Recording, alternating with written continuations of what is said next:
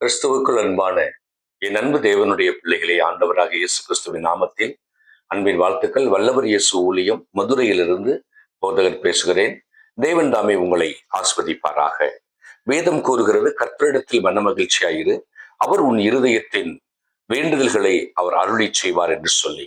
தேவனுடைய ஜனங்கள் வாக்குத்தத்தம் இவ்வண்ணம் இருக்க, உங்களுடைய வாழ்க்கையில் காணப்படுகிற துன்பங்கள், எதிர்பாராத ஒரு விதமான புயலை போன்ற பிரச்சனைகள் வருகிற பொழுது, ஆண்டவர் என்னை மறந்தார் என்று சொல்லி முறுமுறுத்து மனக்கவலையோடு கூட அமர்ந்து விடுகிறீர்கள்.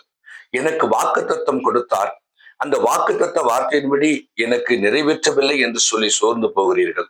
கொஞ்சம் யோசித்து பாருங்கள். கடந்த ஆண்டு முழுவதும் கண்ணீர் மணி போல காத்த ஆண்டவர் இந்த ஆண்டில் இம்மட்டும் உங்களை வழிநடத்தினார் அல்லவா? அந்த தேவனாகிய கர்த்தர் உன்னை சோத்திரவனாக காப்பதிலே, உன் அருகாமையிலே அவர் இருக்கிறார். உன்னை காக்கிறவர் உறங்குவதுமில்லை தூங்குவதுமில்லை என்று சொல்லி வேதம் கூறுகிறது. கவலைப்படாதிருங்கள். உங்களுடைய உள்ளந்திரியங்களை அறிந்திருக்கிற ஆண்டவர் உங்களுடைய பிரச்சனைகளை மாற்றி போட வல்லமையுள்ள தேவனாய் இருக்கிறார்.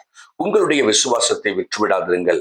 அந்த ஆண்டவருடைய பாதத்தை செபத்திலே இறுக பற்றி கொண்டு ஆண்டுடைய சமூகத்திலிருந்து நன்மைக்கை காத்திருங்கள். நன்மை செய்கிற ஆண்டவர் உங்களுக்கு துணை நிற்பாராக. பயப்படாதே, நான் உனக்கு துணை நிற்கிறேன் என்று சொல்லி ஏசாயா 41 கூறுகிறதே, அந்த வசனத்தின்படி உங்களை ஆஸ்வதிப்பாராக. ஜெபம் செய்வோம். நல்ல ஆண்டவரே, எங்கள் அன்பு இயேசு சுவாமி, என் பிள்ளைகளுடைய வாழ்க்கையிலே காணப்படுகிற துன்பங்களை, எதிர்பாராத ஒரு பெரிய இழப்புகளில கண்ணீர்பத்தில் இருக்கிற பிள்ளைகளுக்கு கர்த்தர் அற்புதம் செய்யுங்க. பிள்ளைகளுடைய துக்கங்களை கர்த்தர் சந்தோஷம் மாற்றுங்க. பலத்த தேவன் பலத்த நன்மைகளை செய்யுங்க. கர்த்தர் ஆஸ்வதித்தீர். வாக்கு தத்தங்களுக்கு மறு உத்தரவு கொடுத்தீர். கண்ணீரை துடைத்தீர். நன்றி, இயேசுவின் நாமத்தில் பிதாவே. ஆமேன், ஆமேன்.